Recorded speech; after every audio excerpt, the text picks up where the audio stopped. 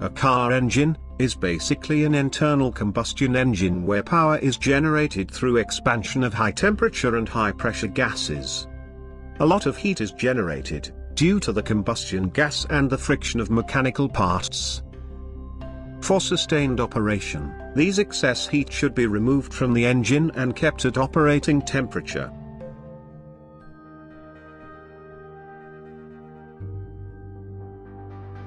Now let's see the parts involved in cooling the engine. The main parts for cooling the engine are water pump, radiator, thermostat, coolant temperature sensor, and coolant. First, the water pump. Water pump is the heart of the cooling system, which pumps the coolant. It consists of an impeller, a pulley flange, and an O-ring. The impeller is driven by the engine drive belt through a pulley. Next, the radiator. The radiator is a heat exchanger used to transfer the excess heat developed by engine to the atmosphere. The radiator is having an inlet port, outlet port, a drain plug, and a radiator pressure cap. The radiator pressure cap plays a vital role in the cooling system, which will be explained later. Next, the thermostat.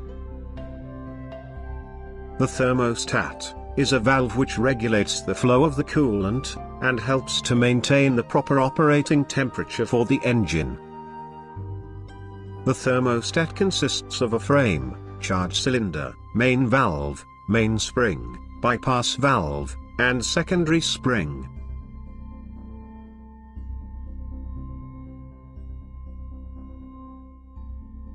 Next, the coolant temperature sensor. The coolant temperature sensor is used to monitor the engine temperature. The ECU will use this data to manage fuel injection and ignition time. Some engines have more than one coolant temperature sensor. The data is also used to control the radiator fan and to update the temperature gauge on the driver console. The coolant temperature sensor consists of a sensing probe and an electrical connector. Most coolant temperature sensors are negative temperature coefficient type, which means as the temperature increases, the resistance will decrease. The CTS can be a 2-pin type, or a 3-pin type, depending on the make of the vehicle. These are the main parts involved in an engine cooling system. Now, let's see how these parts works together. The pistons are contained inside the engine block, in which each of them will function. Above the engine block comes the head gasket, which provides sealing between engine block and engine head. It avoids compression leaks and oil or coolant leaks into the cylinders. Above that comes the engine head. The engine is having a safe passage through which the coolant can flow without entering into the cylinder or mixing up with the oil. This passage is known as water jacket.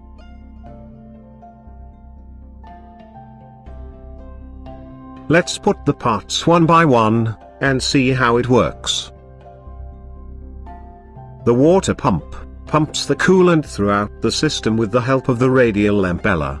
It is driven by the engine itself, using a serpentine belt. The serpentine belt also drives the power steering pump, alternator, AC compressor. But for now only water pump is shown. Now let's see the connections. The thermostat bypass hose. The thermostat housing. Inside the thermostat, the radiator, and the radiator fan. The lower radiator hose. The water pump outlet hose. The upper radiator hose. The coolant expansion tank. The expansion bleed hose. Coolant overflow hose. So, finally, let's get into the working, starting with the thermostat. The thermostat is actually a valve, which regulates the flow of the coolant. It will always be covered in the coolant, so that the temperature can be sensed. Let's start the operation from a cold engine. When the engine is cold, the bypass valve stays open. So, the coolant bypasses the radiator and recirculates through the engine. This helps the engine to heat up to operating temperature quickly. Eventually, the coolant temperature increases by absorbing the heat from the engine. Once the coolant starts to reach higher temperature, which is usually between 160 to 190 Fahrenheit, the bypass valve will start to close, and the main valve will start to open. This allows the cold coolant from radiator flow to the engine side, and the hot coolant from engine side flow to the radiator. In most cars, the coolant temperature sensor is located near the thermostat housing. It will turn on the radiator fan if the coolant to the radiator side is at high temperature. Now, the hot coolant in the radiator will release its heat to the atmosphere with the help of the fan. At the same time, the cold coolant received from the radiator will start to absorb the heat from the engine for the next cycle. Heating liquid inside a closed system always builds up pressure. So, how to maintain the pressure? Here comes the role of the radiator pressure cap. It consists of a spring-loaded valve mechanism, which will respond to higher pressure. Reaching a pressure above 15 psi will push the pressure cap valve, and the coolant flows to the expansion tank, until the pressure goes down to operation level.